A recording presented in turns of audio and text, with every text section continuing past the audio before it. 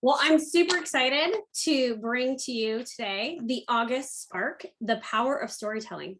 Hollywood loves archetypes, and you will too, after learning how you can use recognized patterns of ideas to create stronger brand stories. For any consultant, freelancer, or small business owner, the power of storytelling will enable you to charge what you're worth, generate the ideal inbound leads and referrals, and enjoy shortened sales cycles. My name is Bridget Soden Mills. I am your fearless Spark Orange County leader. I'm a graphic designer who quit her job back in 2006 and then started my company called Creative Vortex, which I incorporated in 2015. It's a boutique creative agency with a focus on strategic partnerships with passionate people who own the power of their why. I primarily work with small business, medium business, and nonprofit organizations. We're focused on helping those with small budgets to achieve big results. And I started, or we launched Freelancers Union Spark Orange County back in April 2018 with my other fearless co-leader, Cara Raffele, who is our speaker today. And 5 months later, we added Alex Winnick.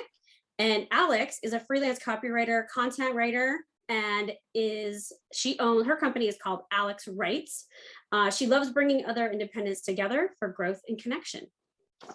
So I'm going to do a little intro on our speaker, Miss Cara Raffele, in case you didn't read her bio. She is not conventional, but after 2 decades devoted to entrepreneurship, Cara knows that only the original thrive. With her diverse experience as a change agent and growth driver, Cara is sought after as a trusted advisor to CEOs, investors, and board of directors.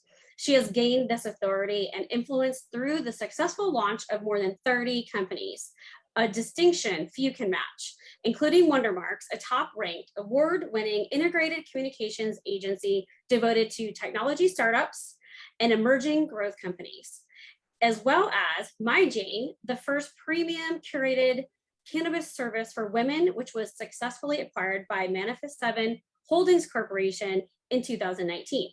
Following this milestone in the evolution of California's cannabis economy, Cara founded Altalunis, a management consulting and brand marketing firm uniquely positioned to accelerate the growth of female-founded and women-focused wellness, lifestyle, and advocacy brands. And without further ado, I give you Miss Cara Raffele. Bridget, thank you so much, and welcome to everyone today. Thank you for being here. I'm scanning the chat, and I see my fellow freelancers from across not only the nation, but really across the world. And I have to shout out to Les Goldberg because he just noted that his agency is celebrating its 35th year.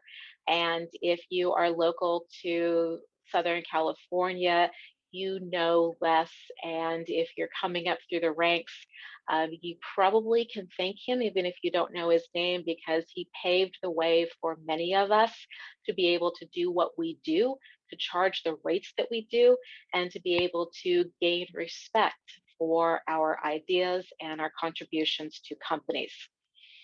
Before we get started, I want to talk a little bit about storytelling and actually highlight Bridget Mills.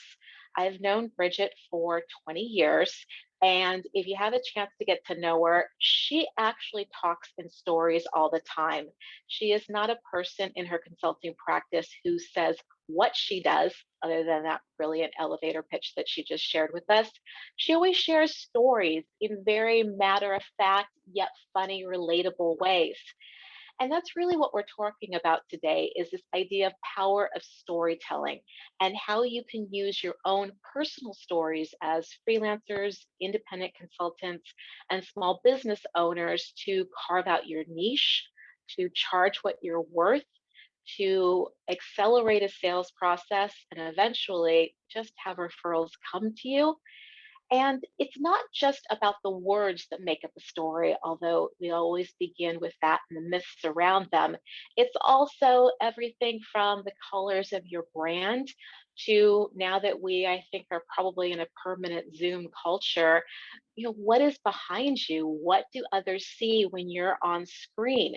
And for Bridget, if you see behind her, she has this amazing sign that says, enjoy the little things in life. And if you are hiring a graphic designer to be able to get all the little things right in a design, you want someone who espouses that value and has that vision and that commitment to noticing the little things. So automatically, the sign behind her tells us a story about Bridget and how she works without Bridget ever having to say one thing about how she works. In Instagram right now, we're seeing all of these great memes and videos and posts about, tell me you do something without telling me you do something. Bridget just did that right there. My background here, if you can see, I have a owl. Let me get that a little bit up. An owl is an archetypal symbol. We're going to talk about that today. It's the idea of being a sage. And newspapers are sages, universities. Albert Einstein was the sage. And the idea of a sage is to be able to gain mastery of the world, to understand what's happening through knowledge and sharing ideas. And so for me, an owl truly represents who I am without even having to say that. And why the symbol of an owl works is because of archetypes. And that's what we're going to talk about today. The subject of storytelling as a brand vehicle and as a sales vehicle, we could spend the next 7 hours here and not even be able to really tell the full story of storytelling. So I'm hoping today that we just give you a little bit of a snippet, an introduction to archetypes, and how you can start to figure out the archetype for yourself, your own personal brand, and then begin to apply it through consistent applications of words. I have a copy on your website, images, perhaps your Instagram feed, your logo, the colors, and then really get into a pattern of behaving as your archetype so that there is a seamless presentation, a seamless story about you always being told. So with that, we have one question here. Melissa says, tell us about your brick wall. Well, we can stage some things in Zoom, right? So this is actually peel and stick wallpaper. I really wish I lived in a historic home that had amazing old brick, but I'm in Costa Mesa, California, in the middle of Orange County. So we don't have that here, but I really am enamored with things of the old because they do tell stories. So I'm just trying to channel a little bit of history, trying to get into that mindset. If the walls could talk, what story would they tell me? That's a little bit about it there, but thank you so much for asking about that. So Bridget, if it's okay if I start sharing my screen? Absolutely. And then just okay. leave the go ahead when you want me to launch your poll question. Perfect. All right then. So the power of storytelling. Today we're going to talk about using storytelling to connect with clients and create maximum loyalty.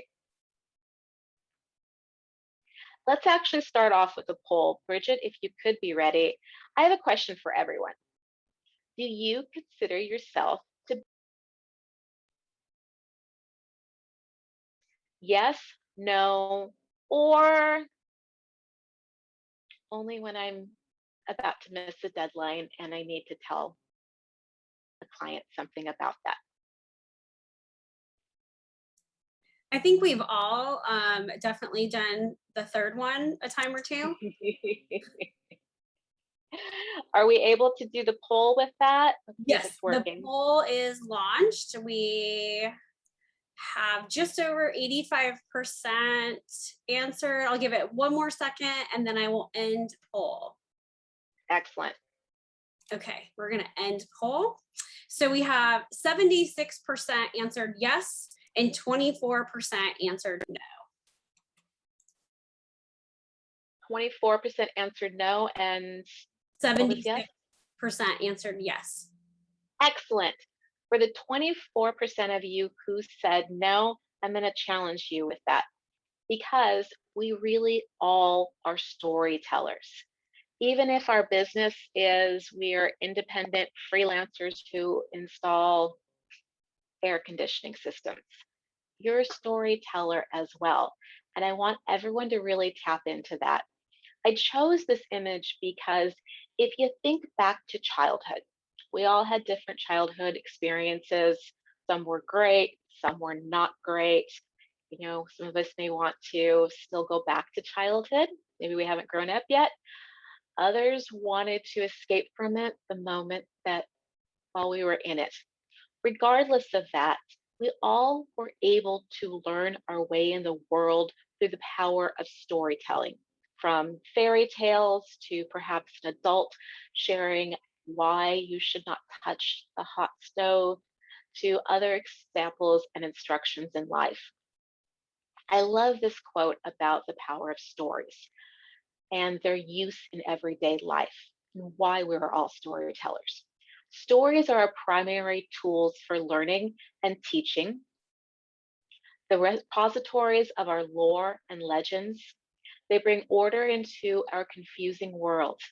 Think about how many times a day you use stories to pass along data, insights, memories, or common sense advice. Stories are all around us. And I urge you from perhaps the next 24 hours, just make a mental note. If you're a bullet journaler, maybe this could be a nice tracking bar in your journal. But think about how many stories you encounter. Certainly if you are watching Netflix or tuning into any streaming service, that's a story, an obvious one. Commercials are all stories. But I bet as you're having everyday conversations, you're going through the grocery store, you're having an exchange with a client, these stories naturally come up, which give us insights into who people are and what brands represent. And whether or not we're conscious of it, these stories we retain. It might be a little bit of a learning lesson, something we put in the back of our brain that's going to help us do something the next time. Or we might make value judgments about people, whether or not we think that they are someone we want to work with, whether or not we think that they are someone who is intelligent or creative or a daredevil. And certainly, if we're investing in a brand, a product, or a service, whether or not we want to buy it, whether we want to sign up for that service, and certainly whether or not it's something we want to continue to do business with or have in our lives. Before we can really talk about the usage of storytelling in brand building, and namely, as we all want to get to, in how to make sure our clients understand our story and then want to do business with us before of it, I just want to spend a couple minutes talking about really a timeline of storytelling. It's important, well, when I'm a little bit of a nerd, that owl stage, so I think it's interesting, but also it's to help you understand all the ways storytelling can be developed and utilized within your own business. So, the earliest forms of storytelling, of course, were visual or perhaps oral storytelling. Historians now believe that the actual earliest form of storytelling was primitive art that was found in a cave in France. And what they found and dated is that these drawings go back to 30,000 BC. And these were very crude drawings, of course, but they were a short, just very brief series of drawings that were meant to depict events about hunting and other rituals that the villagers, that tribe had. It was a way, they're theorizing, of being to instruct, to memorialize, and to also give warnings or tips to others, how to hunt, perhaps what to avoid, and how to memorialize perhaps the dead or other rituals within the community.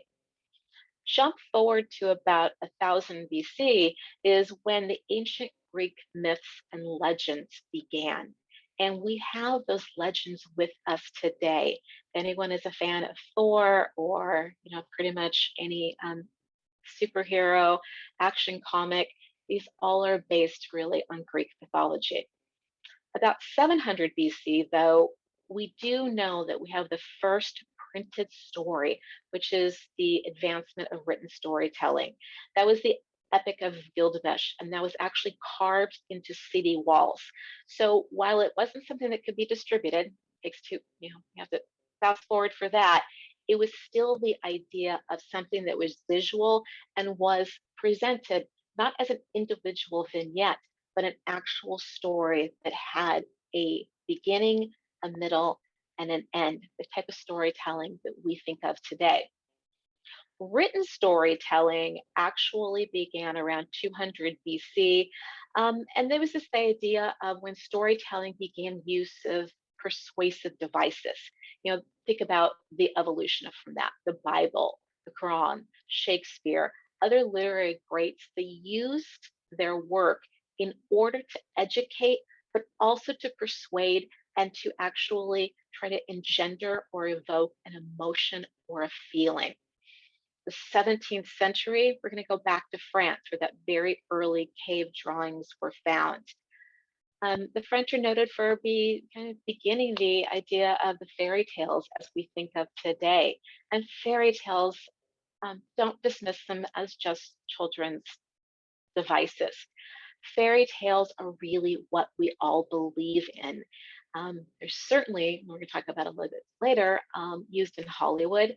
They are devices that are based and embedded in psychology, and they all have mythic characters that we know and love. And these characters really can resonate around the world, and they are wonderful devices for you to incorporate in your own brand storytelling. In the 1700s, we found what was considered to be kind of the modern idea of a newspaper. We get up to the mid 1800s, actually in 1826, we have the use of photography. So it's not just the words on a paper or carved into a wall or crude imagery. We actually can capture a moment in time. We all have heard that a picture is 1,000 words.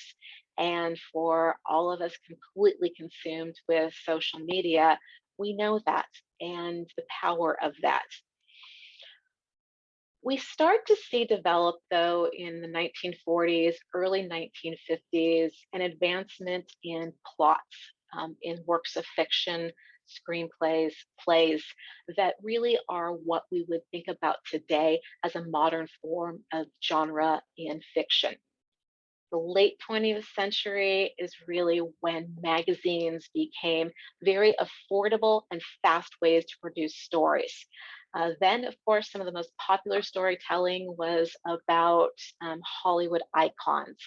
And, we know from the publicists, I know we have many public relations experts and storytellers and evocateurs on our meeting today.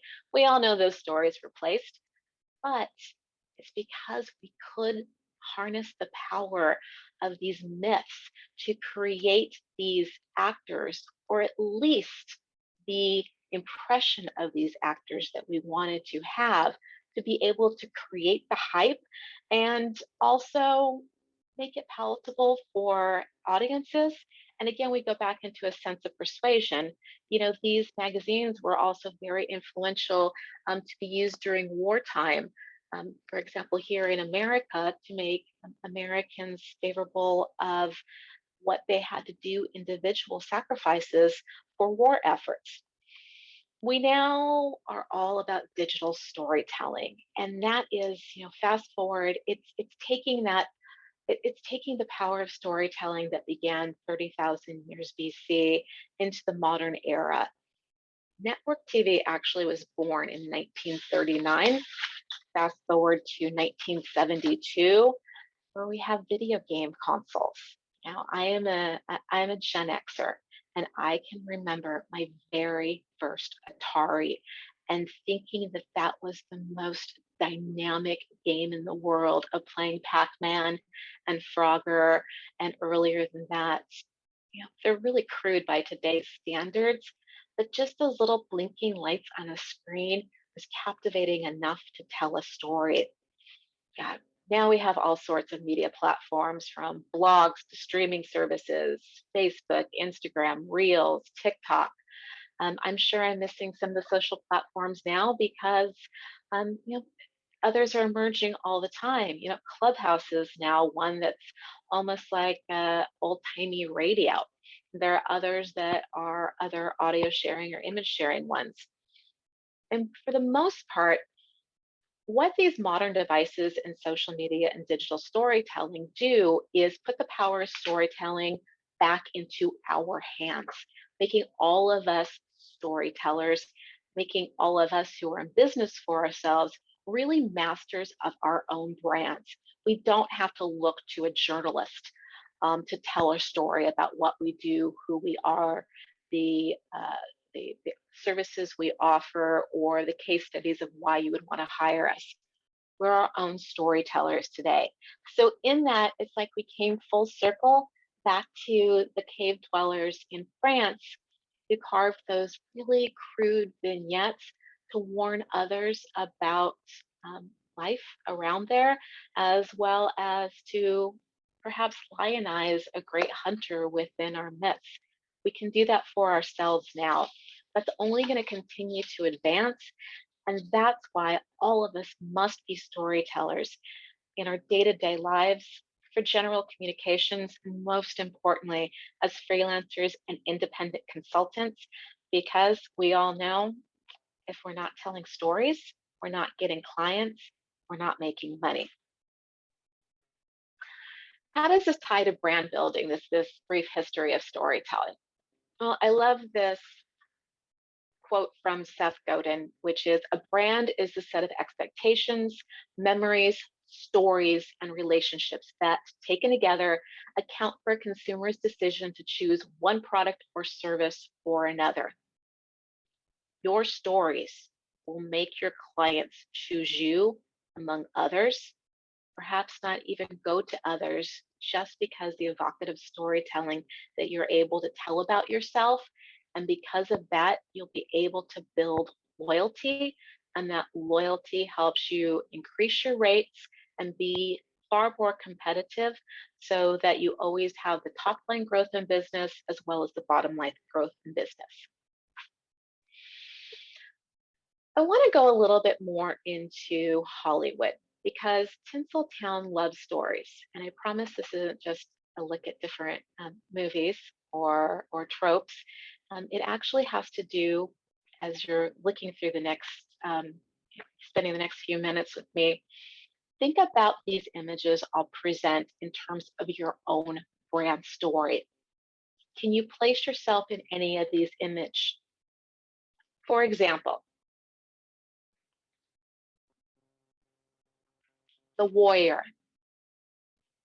could be a mythology of warrior princess. It could be Braveheart. It could be the one who raises their sword in order to defend, or perhaps the one who is being on a war path in order to right injustices in the world.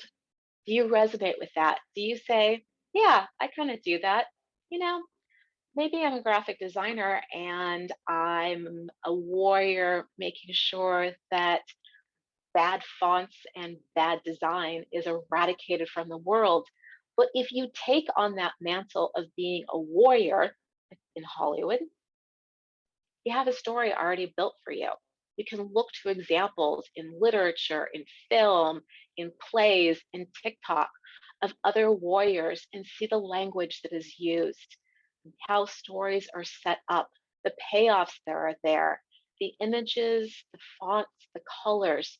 Those are all your brand. Your story of you becomes a story of a warrior. What are you fighting for? What are you fighting against? Those kinds of stories will resonate with the clients who are looking for a warrior to walk alongside with them. Or maybe you like this image a little bit better. Royalty, the rulers. Yeah. Game of Thrones got it right. Arguably, the finale was not right, but we're not going to go into that right now. But do you see yourself as the best? Do you truly believe you don't have competition because no one else could ever come up to your standards? Are you setting the standards for your industry your community, your practice, you know, your own corner of the world, that only increase, because the better you get, the higher the standards are, and everyone else is trying to keep pace with you. If you see yourself in this image, you have a story of being royalty, of being a ruler. You can look to refinement. You can look to colors of gold and purple and rich reds and jewel tones to define your color story, and use words like the best. Use words like you will reap riches by working with me. These are all storytelling devices that allow you to position yourself as royalty. And again, just like this is one of the best myths in Hollywood, this is also a great storytelling myth for freelancers and independent consultants. How about this one? Do you have a little bit of Gandalf or Harry Potter in you? Are you the one that stares down a deadline, waits until 20 minutes before it's due, and then produces something absolutely magical? You know, you take ideas and words out of the ether and spin them into something and conjure up something that didn't ever exist before. If you're smiling about that, if you're thinking, yeah, that's me, you're a magician. You have ample examples in Hollywood to be able to pull from. You're always going to have kind of mythical, magical, moody colors around you. Again, there might be gold, you might be an alchemist, but there's always going to be a hint of mystery around you. You probably, in selling your services or positioning yourself as an expert, aren't going to ever share how you actually do something. You know, your proposals will not be a 10-point plan of all of the steps I'm going to execute in order to accomplish the goal you hired me to do. That's just your secret sauce. You are a magician who will never share how you conjure up magic, but clients come to think of you as their magician that they go to when they need transformation.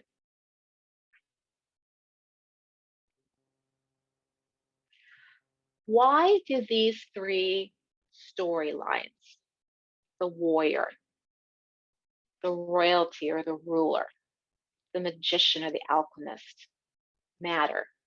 Why are they used time and time and time again, from those earliest cave drawings in France to practically every series you're going to find on any streaming service? Why do they all work? Well, this man had an idea about it. If you want to know what does a now deceased old white guy have to do with your own freelance business or your own brand story? It's a good question, could be distressful, but this gentleman is the psychoanalyst Carl Jung. And I really encourage you to read his work, and also to look at the body of work about mythologies. What you will find is this word about archetypes. Hollywood loves archetypes, and you will too, because they are patterns of thinking and storytelling that help you, one, very quickly define who you are as a brand, the services you offer, and really encapsulate everything into a few words, a few images, and a few colors that, if you use them consistently in how you do business and how you show up in the world, online or in person, your job is done for you, because it cuts through the clutter and the noise. Your recipients of this message will already know what to expect for you. So let's have a quick introduction to archetypes here. So again, based on the work of Carl Jung, archetypes are universally recognized characters that represent fundamental human emotions. He theorized that our minds resonate with what he said is the innate imprinted characteristics that all humans, regardless of ethnicity, age, or other demographics, share. So you might think, what could possibly a 21-year-old living in the Bronx have to do with a 65-year-old woman who lives in Beverly Hills? How could I share one story and that they both will automatically understand and personalize it based on their own lived experiences? That's because of these archetypes. They cut through everything. They're used repeatedly in religion, in storytelling, in Hollywood, and in business and brand building. And I do mention religion because it is a fundamental source of mythology. And please understand, I am not speaking about any religion being just a myth. We all have our own faith persuasions. But a device used in all religion and the way of sharing the importance of that religion to followers is through the use of stories. There is the concept of a flood or a rebirth in almost all religions, and in fact, all cultures around the world. That is because water is a universal archetypal symbol of renewal. It can be used for truly destructive powers. If anyone has unfortunately lived through a flood, they know that. But water is also life giving, it's cleansing. It allows you to literally shower off the day and start new. Water is an archetype. And if you are in the business of helping others to transform through cleanliness, through rebirth, through, for example, you run a reputation management firm, you might want to have water or at least use words that connotate the idea of water as part of your brand. Again, it's a storytelling device that will explain what you do without ever explaining what you do.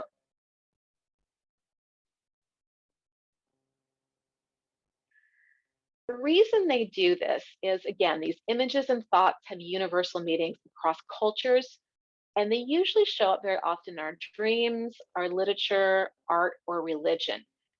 I don't know about you, but sometimes during different periods of life, I have more vivid dreams than another. Right now, as Bridget said, I'm starting a couple new businesses. So it's a time of amazing creativity. You know, we're all friends here. It's a time of great stress and fear. There's so many emotions running through my head at all times. It's difficult to make sense of something. Last night, I had a very, very scary dream about alligators. I'm a California girl. I've never even seen an alligator in real life. I've seen them on TV. I didn't recently see alligators in TV, and I can't think of what would made me have that dream. But alligators are also an archetypal symbol. You know, it might be a crocodile, it might be another kind of um, sea creature like that that would be in another culture. But that idea of this reptile that has the duality, they hide underneath the water, so there's a shadow there. I always kind of wonder what's lurking under the water. They also have this idea of being fierce predators. You know, not many things can get to an alligator. So they go after what they want. They see their prey. That's the goal. They go after it quickly. It's a great motivator as an entrepreneur. But you probably also heard the idea of crocodile tears. You know, I'm negotiating buying a couple businesses perhaps. Is everyone telling me the truth here? So these myths and these archetypal symbols show up in our day-to-day world in ways that we may not able to even understand how they got there, but they're telling us something. And again, they're telling every person throughout the world and culture and ages really the same stories. Why we use these in business, however, is because we all want to make believe that we in business make rational, logical, left brain decisions.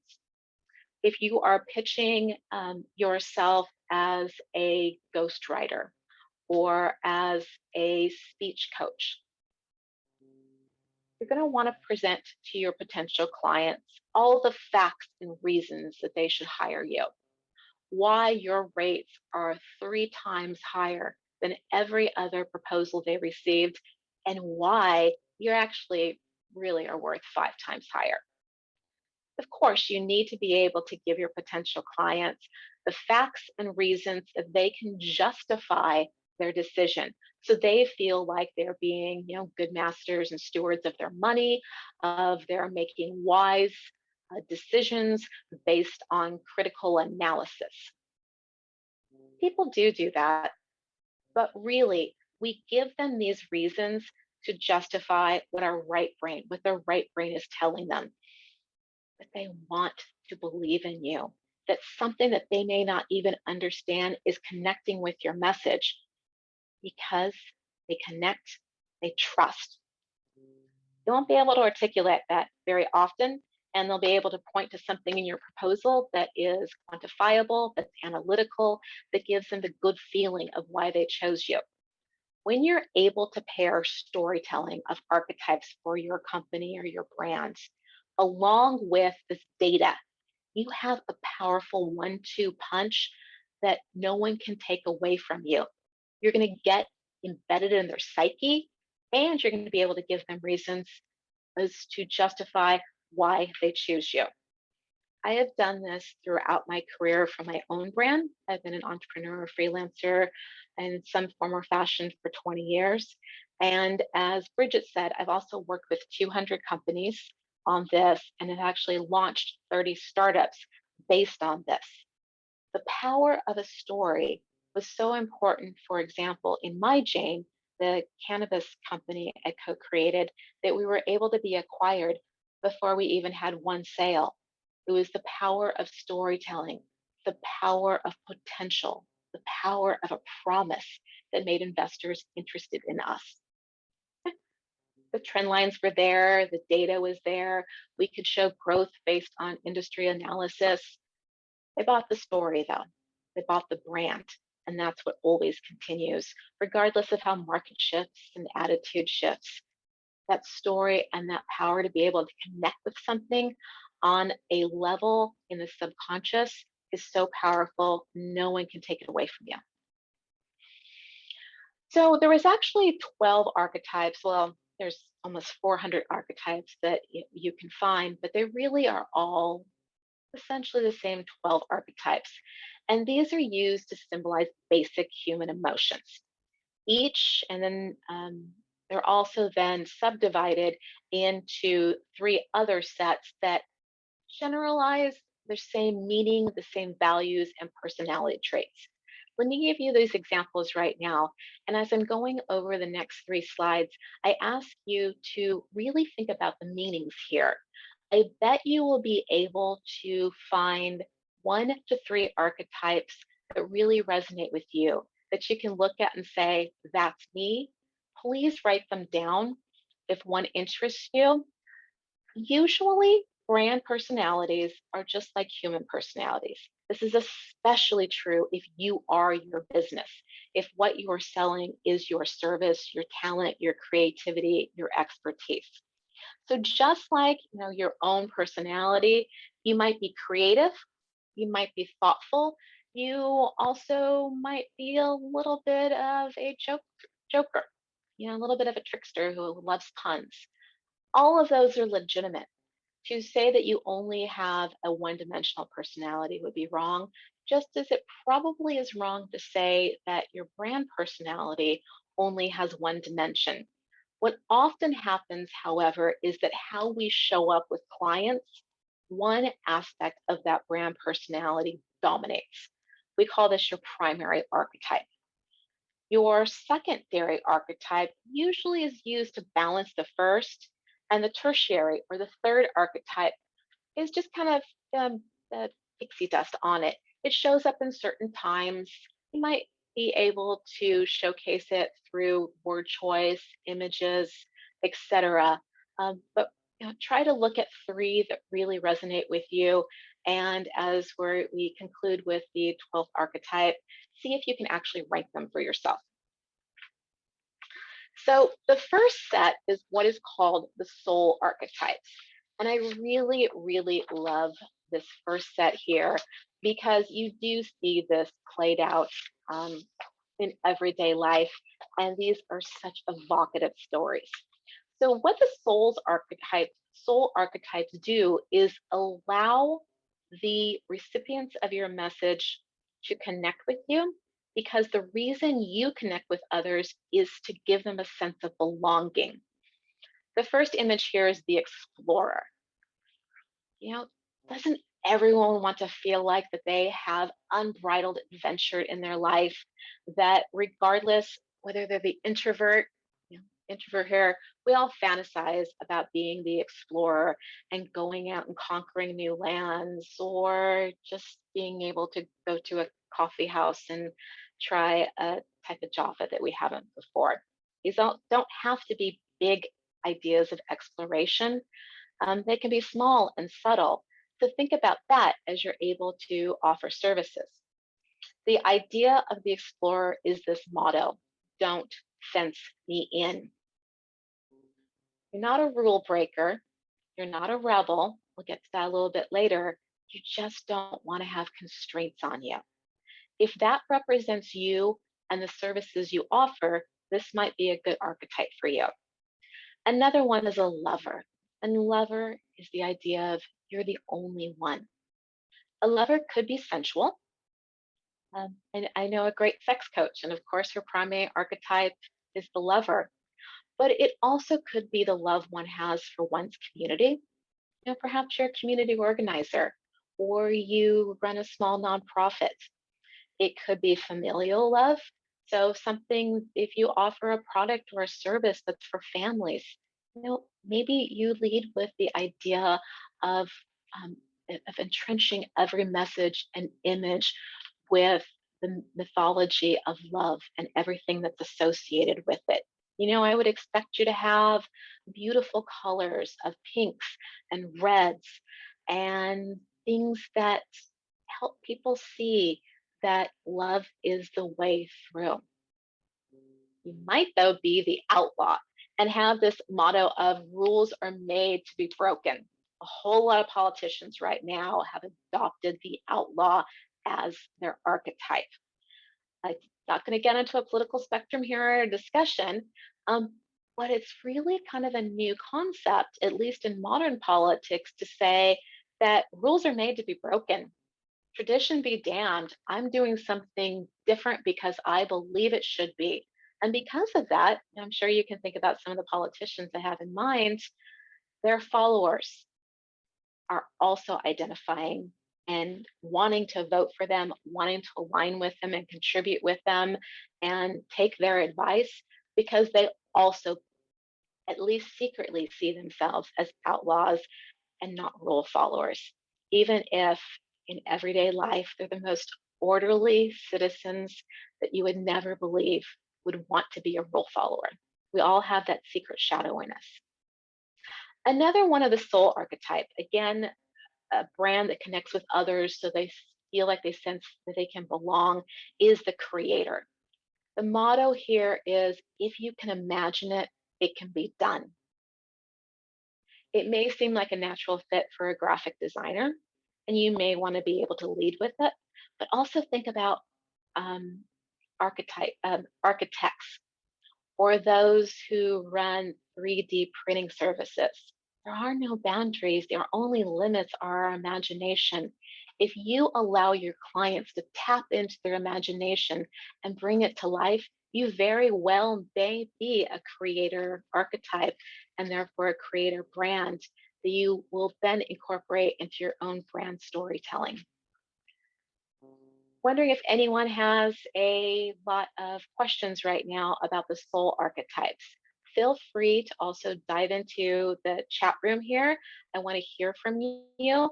We will get to your questions here as well, but don't make any decisions about what archetype you may want in your own personal storytelling quite yet. We have a few more to go through. Oops, I went too far.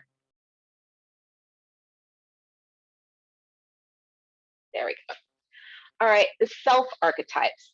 These are really fun because they are brands or personalities, individuals who are driven toward wholeness. And the wholeness then is informed by knowledge of the entire psyche. What does that mean? It means that you are one who synthesizes all kinds of data points.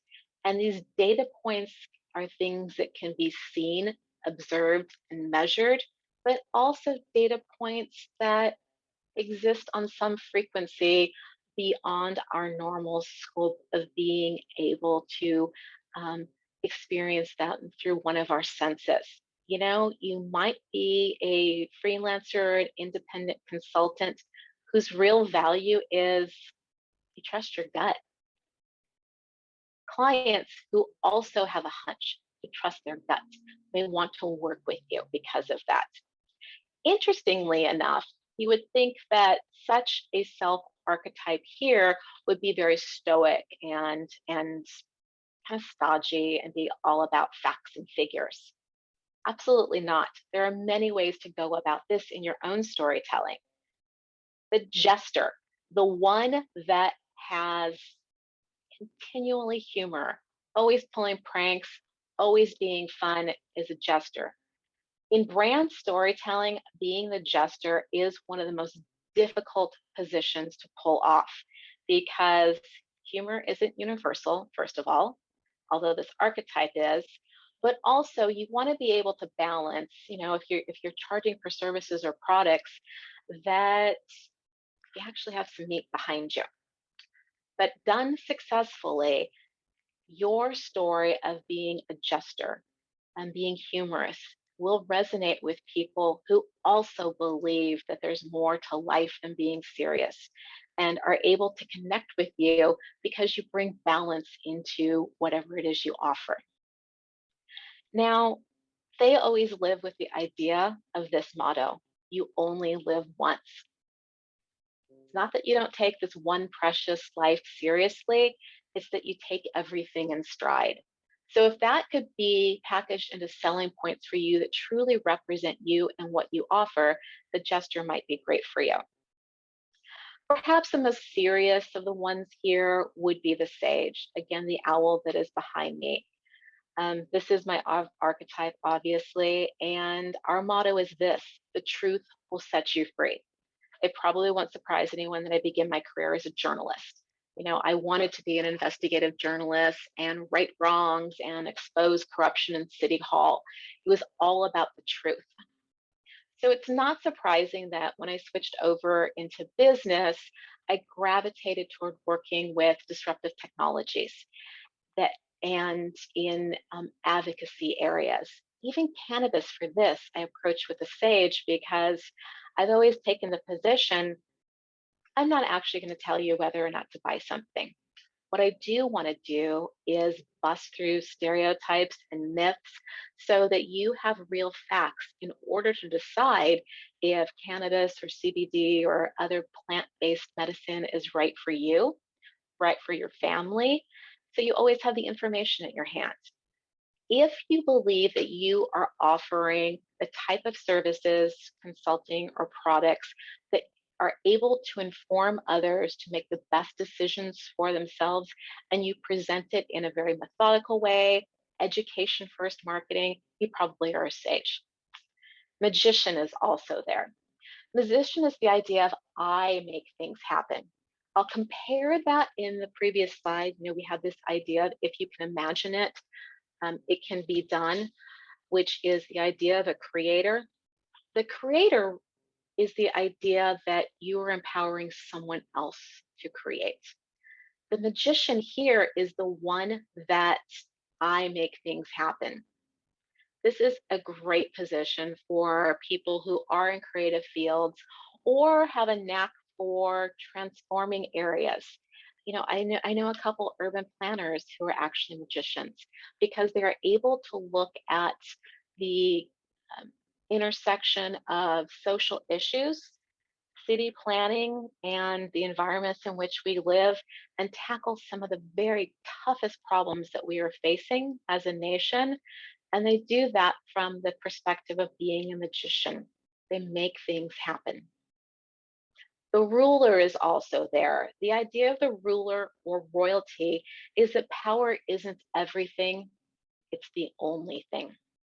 Again, when we went back to Hollywood, did you watch Game of Thrones or any other royalty, The Crown, and think, yep, that's me. I don't want anyone else ever telling me what to do. I tell them what to do. Can you say that you're truly top of your field? You might be a ruler. And going with that means that you always have to push yourself to set higher and higher standards for yourself. Clients will also expect higher and higher standards from you. And your competitors probably will hate you because you're always pushing them to do more. It makes probably your entire industry, or at least your corner of it, much better. It is a very difficult one to maintain, but for those of you who are truly royalty or rulers, there's no other way of being. All right, let's go on to the last set. These are the ego archetypes. And ego is not a bad thing in this case. It's the idea of driven to fulfill ego-defined agendas. I think the innocent, this first icon here, is probably one of the most best examples of an ego-driven archetype. The innocent is this idea that we are young and free. We may be living in COVID right now, but you're not looking at the death toll or the rising hospitalization rates. You're focusing on the miracle that a vaccine was created, or you're looking to your neighborhood and thinking, wow, I really love this restaurant because the owners open up every single morning at 9 a.m. to give local families who have been impacted by COVID food so that their kids aren't hungry that day. These are the innocents of the world.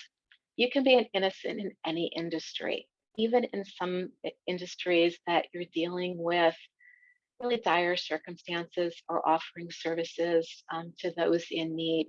The innocent is about your perspective toward it, and that you will never ever let life's challenges bring you down, and you won't let your clients or the ones around you be brought down by them either. Now, this little figure in the middle here with their arms extended is the idea of an every person. It's also called a regular guy, a regular girl. I don't like the gendered language there, so I revert back to the original saying of every person. But it's this idea that we are all created equal. I use the idea of denim jeans in this instance. You know, you probably are wearing a pair of denim jeans right now, or you have several in your closet. Denim's denim. You can buy a secondhand pair from Goodwill that costs $5, or you could buy a designer pair that costs $500. Other than the marketing around it, you know, maybe there's some variations in texture or color, and certainly the label on it. That pair of jeans is exactly the same.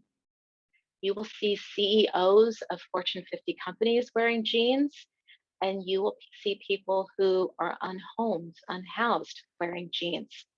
They're all the same. If you really are in the business of treating everyone equally, and that is core to your service offerings or your products, really lean into this idea of being an every person. You know, over the past year and a half, we've seen a lot of injustices and inequalities exposed that were already there and have been magnified. Now is a really good time to bring into the world more every person brands and services to be able to help quell some of the tension and give people hope. It's really a great brand. The other one here is a caregiver. And a caregiver is a little bit like an every person, but it goes one step farther in this motto: love your neighbor as yourself. We're not only equal, The only way through every situation is through love. It's very much this idea of I will take care of you. Nonprofits certainly are there, but you also could have a senior service that could be there. You also really could be a brand maker, a creative who leads with a lot of heart. I'll use our moderator and the host of Orange County Spark, Bridget Soden, as a great example of this. She does a lot of work with nonprofits, but whether you are a nonprofit, a CEO of a technology company, or somewhere in between, she cares a whole lot. And she will always make sure that you feel the love through her design, or through her attention to detail, and through her service. It is a great way, if service is the hallmark of what you offer, to look at yourself as a caregiver. And then finally, we have this idea here of the hero. And the hero is where there's a will, there's a way. You know, in every circumstance, we always look to heroes.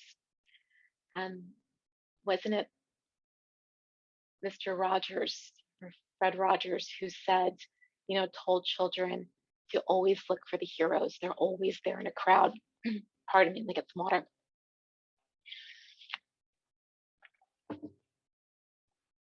If you're the hero kind of personality through your brand, you might be the printer that offers 24-hour turnaround. We love you for that. You might be the tow service that is willing to go out in the dark of night and not jack up your rates because of it. If you can be trusted in a pinch, if others look to you as being kind of the adult in the room, you'll probably have a hero story within you and can lead with that. The self archetypes we've already gone over, but I want to bring them all back up again so that you can have your, again, own analysis. So for the soul archetypes, we have explorer, lover, outlaw, and creator.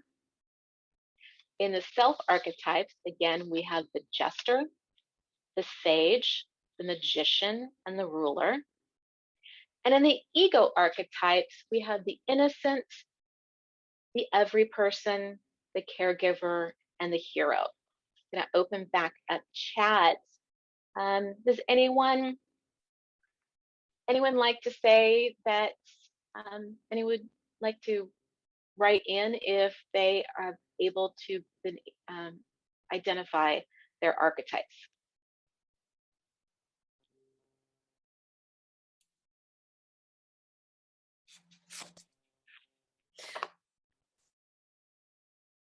I think a lot of people are kind of split on what archetype they might be, but because I already know who I am, which obviously you alluded to earlier, Yep. My soul archetype would be the creator. My self archetype would be the magician, but I secretly want to be a ruler. And my ego archetype, of course, as you mentioned, is caregiver, but I also secretly want to be a hero. I like it. Very good. All right, here we have John Brenthoff. Thinking out loud, he believes sage, creator, and explorer. Michael said absolutely can have a combination. Les Goldberg says he identifies with all of them in one form and another. Okay, Melissa, she's the outlaw and the caregiver. I love that combination. You can do so much fun with that. Diane Williams chimed in. She's a sage jester with the heart of a hero. See, you can see here, and you, Sherry Henkin, made a really good point here. Even a tech writer or editor can be a creative. And I like this right here. Nelson Hutz, forgive me for mispronouncing your name. He wrote in and said, I don't do proposals or RFPs. They're a waste of time and opportunities for companies to steal all of your ideas and not hire you. Talk about a ruler. I mean, that is a baller who says, no, I know what I am and what I offer and what I'm worth. I'm not sharing it with you. That is, that's epic. Amazing right there. All right, Pamela Westcott is Explorer, Sage, Caregiver Hero, and Josette, Explorer, Sage, Hero. Um, these all resonate with many of you, and I'm so happy to see that because it does help you then start to create your own stories. There was one question here of trying to find it real quick. Is there an online test, similar to a personality test like Myers-Briggs? There are many that you're going to see online, absolutely. And certainly storytellers, brand strategists, neuro branders like me, we didn't originate this idea. It does come deeply from psychology, and it is the analysis of, again, that history of storytelling. So there are some great examples online and quizzes. One of my favorite professionals who specializes in this and building a personal brand is a woman by the name of Kay Putnam, and it's kputnam.com. I put that in there for you. She has an online test that'll actually reveal your primary archetype, and she does a beautiful job of sharing examples of color palettes. If you, are not a designer or creative, you literally could just look at the color palettes to use them. But she takes it one step further in that she also shows you how to bring these stories to life on an Instagram page. And then if you follow her Pinterest boards, she's always updating them with real life examples from brands and individuals for you to gain inspiration. Let's talk about that a little bit more of how you can get back into this. I do want to answer Sherry's question here, Sherry Henkin, who said, in business that's not a nonprofit, how do you see the difference between caregiver and hero? That is a really, really good, and you probably saw, Sherry and others, that there are subtle differences among these.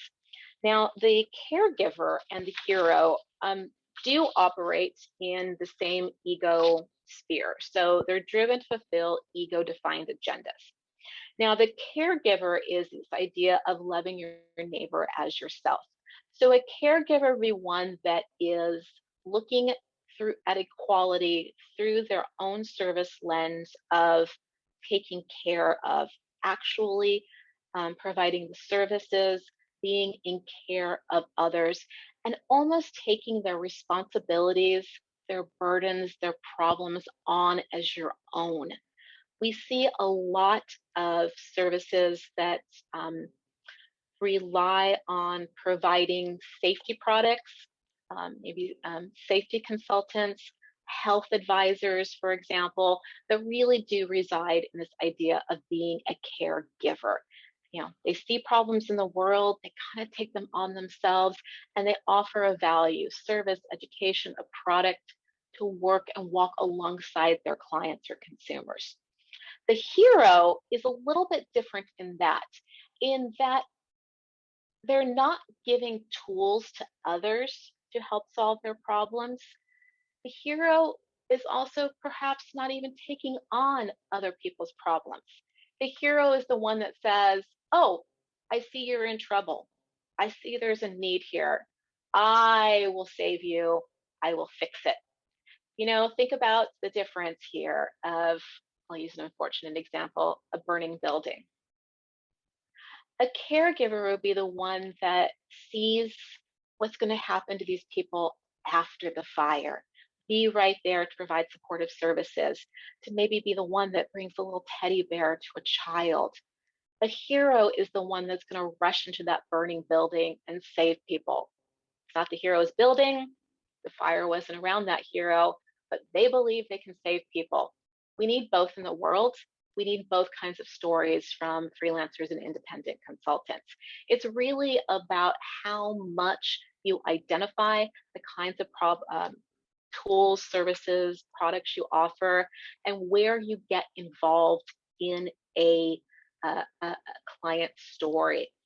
Disaster preparedness. Those are all heroes, for example. American Red Cross, though, they go in a little bit deeper. They're a caregiver. Okay, there is a question here about if you don't consider yourself a strong copywriter, how do you do this? I'll get into that a little bit more, but it also comes down, there are certain trigger words that you always know to use. So let me give you a couple examples right now.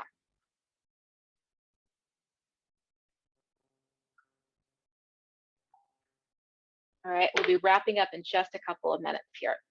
So I want to ask yourself, you don't have to weigh in or anything like that, but think about the insurance company Allstate Insurance. You know, they're the ones with the logo that have the intersecting hands, and you're in good hands with Allstate. Do you think they're the lover, the caregiver, or the rebel? I like the people who've already jumped in here. Give you one more second to decide. Yep, they're the caregiver.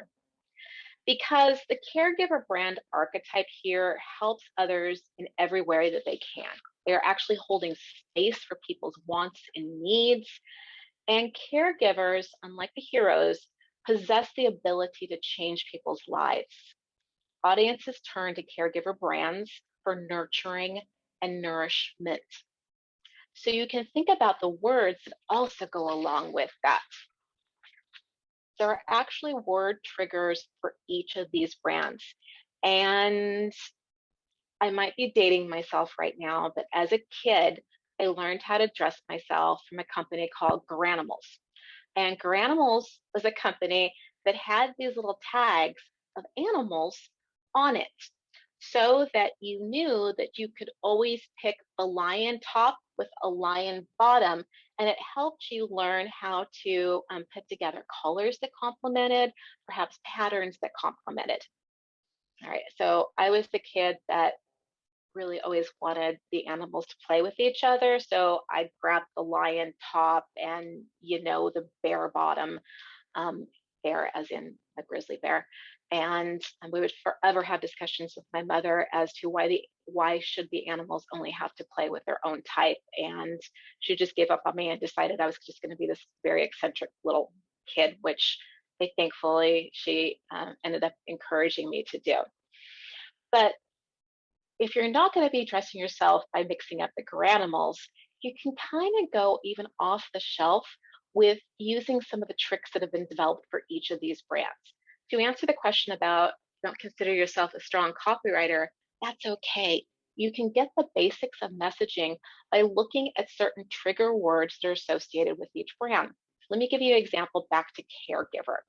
And the next time you look at some Allstate advertising around social media or the commercial, you'll probably see some of these words come up.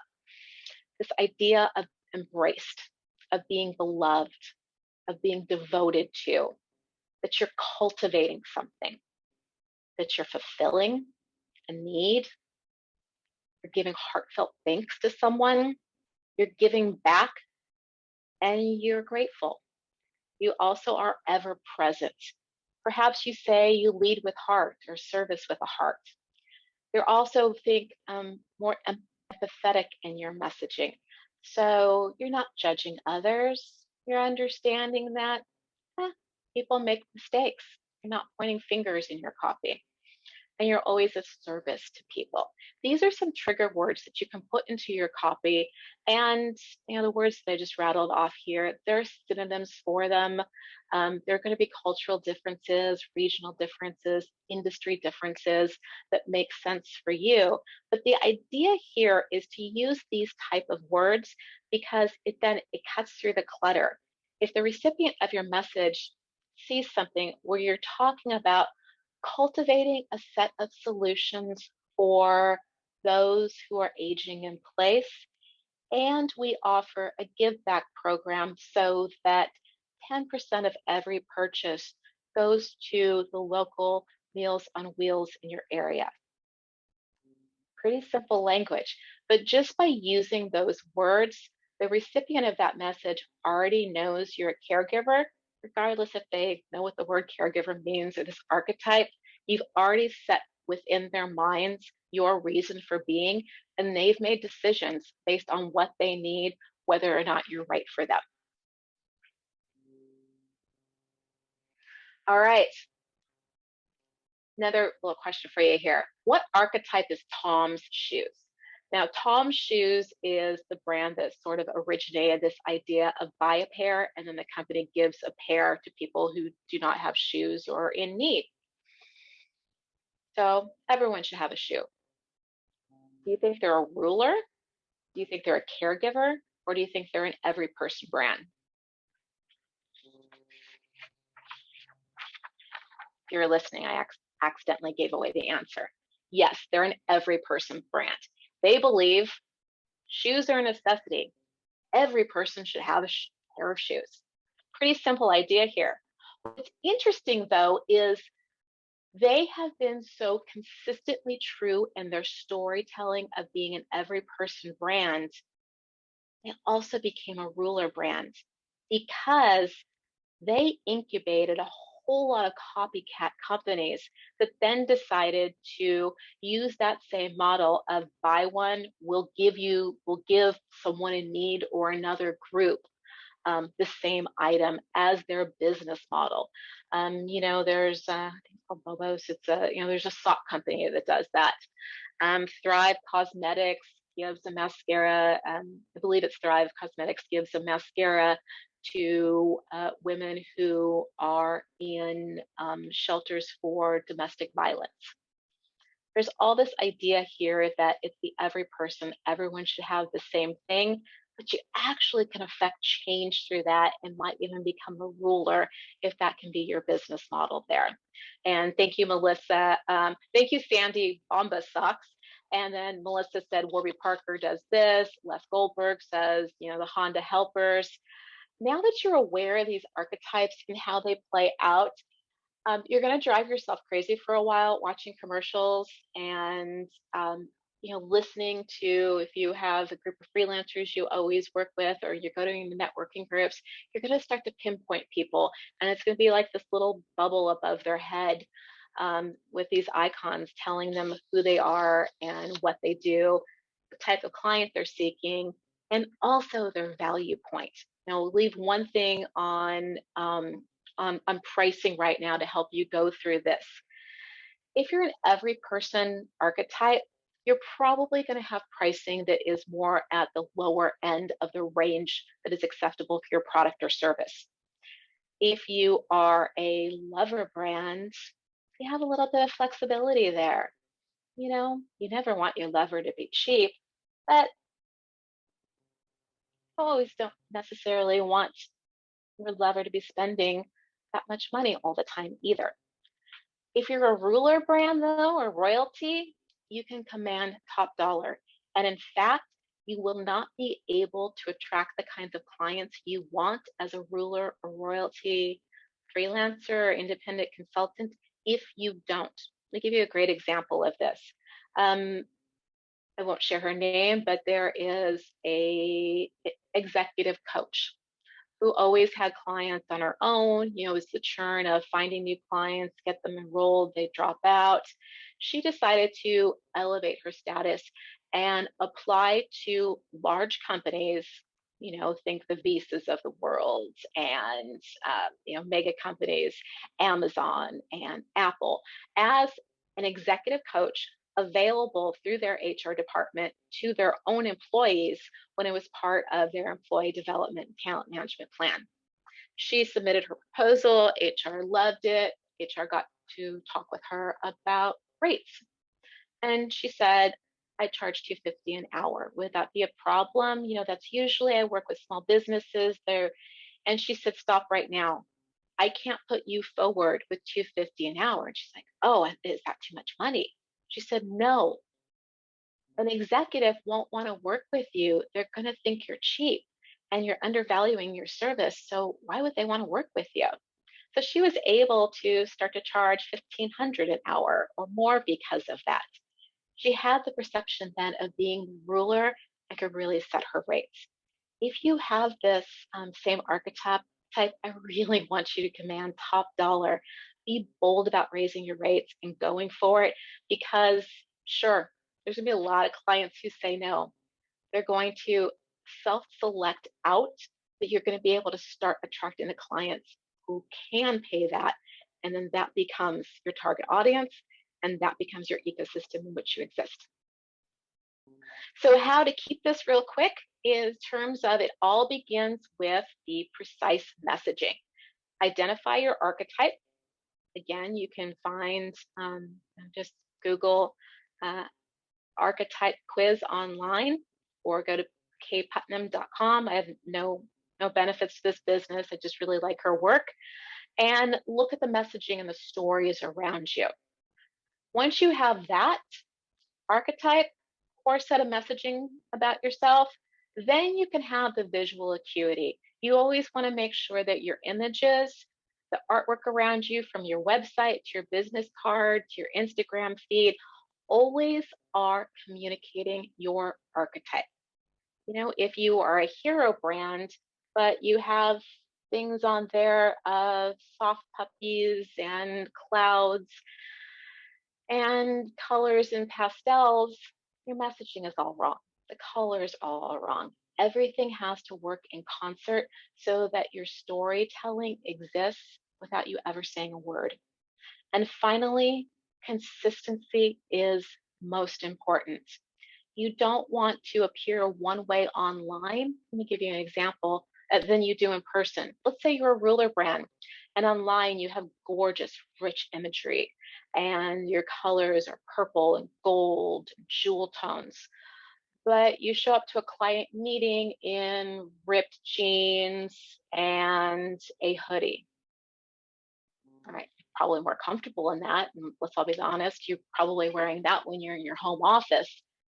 But you want to show up to a client looking the part of royalty. And otherwise, there's this cognitive disconnect there, and clients won't understand that the person they're seeing in front of them was the person that they fell in love with the website or the Instagram. And then, more importantly, why is this person in a hoodie and ripped jeans charging $500 an hour for services? All of these play into the stories that you tell, the stories that you live, which ultimately define your entire business practice, the way you charge, and the loyalty you're able to engender from clients long term. So I will leave you with that. We are just, I think, right at 5:20, so we do have some time to share. And we have a couple of questions, Cara, that we weren't able to get to. Okay. Through part of your presentation. One is, how do you go about creating and telling a new story, such as selling a service? What are the basic elements that you start with, go through, and check off as you go?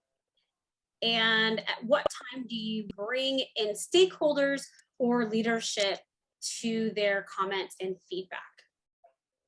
Wow, that is a very big question. I won't be able to answer in great detail.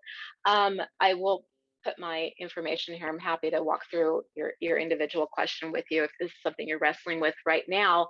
But let's say you are introducing a new service.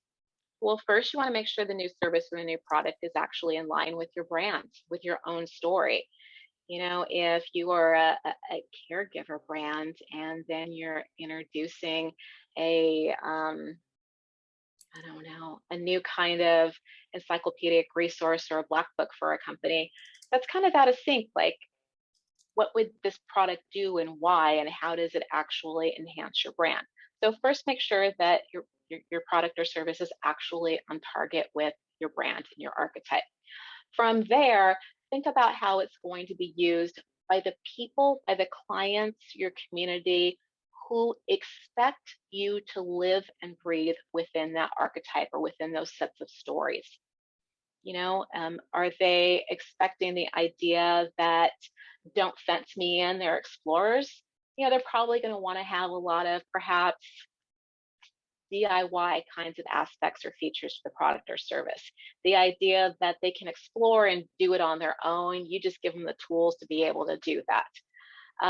If you are an explorer kind of brand and you're attracting explorer kinds of clients, but you make them hold your hand, show up for in-person tutorials, continually have to pay for upgrades and subscriptions all the time to be able to use your product or services, that's going to be out of sync with their expectations. From there, I think you said, how do you then communicate that? Again, it always goes back to the words that you use, the images, and being consistent with it. Your question about when to engage stakeholders is a very interesting one. I am a firm component of having customer-driven businesses, whether you are a one-person solo entrepreneur or you're leading a team of 500. Make sure that you build in checkpoints along the way so that you can get immediate feedback on your messages, your development, your services, and can kind of course correct along the way so you don't have costly missteps. This could be as simple as calling your 5 top clients and saying, I'm thinking about this. Do you have 10 minutes to chat about it? To having a poll on LinkedIn, to testing micro campaigns on Instagram. Just whatever is right for your product or service or you individually, find ways to continually test and refine so that you're showing your audiences that, one, you know who you are and who they are and what they want, and you're always refining in that direction. We have time for one last question, and this may be a loaded question, but it came from Les, so I want to give a chance to answer. It is, do you believe today's educational institutions are doing enough to prepare young people to be effective writers? No. It's a loaded question, but it's one that's easy. It's one that's easy to answer. I think that answer, my flippant no was just flippant. But Les, I think it's a very troubling dynamic and trend that we're seeing. We are producing people who are not writers. And to me, a writer is simply one who is able to communicate clearly and persuasively. It's not about using fancy words or having creative devices in your writing. There are professionals for that. There always can be true writers who gravitate toward that, or you have a passion for it and really want to develop that voice. Writing is core to being engaged in life. It is core to voting rights. It's core to consumer safety. And we have people who are emerging with only feeling like the caption that they write on Instagram or the abbreviations and slang they use on Twitter is actually communication. It is in that one instance to that one audience at that moment in time. What I think we need to be teaching instead of worrying about writing styles and such is this idea of critical thinking and always thinking through your message of how it's going to be received and how it's going to be used. And there are some educators and institutions of higher learning that are doing a great job with it. I have the fortune of being connected to EXP, the Opportunity Engine. I actually spoke there last week about startups and when should startups decide to grow or not, factors for that. And they bring in college educators, high school educators, connect them with the business community so that the trends on both sides are being communicated. Educators can be thinking about what employers are going to need when their students emerge and graduate. And then also businesses are thinking about the trends that are coming up that students are seeing so that they're preparing their workforces up for the future. And it's a great exchange of ideas. There are programs like that that do happen across the country. I'm not aware that those programs are presented in mass. I'm certainly not an academic, an educator, but I think that that's something that we all do have to talk about. So if you are in a position to influence a young adult, have those questions too. Well, thank you very much, Cara. That was an amazing presentation. And I thank you so much for your time today and all of your insights. And it's always great to talk about archetypes and to hear the different archetypes and just to see how people resonate with them and how different we all are, but yet how similar we are as well. And with that, I will say thank you very much for everyone who joined us live. There will be a recording that I will send out in a day or two. And just thank you so much. And please follow us on Instagram and social channels to find out when the next Spark Orange County will be. We do meet monthly, and there is a different business topic every month.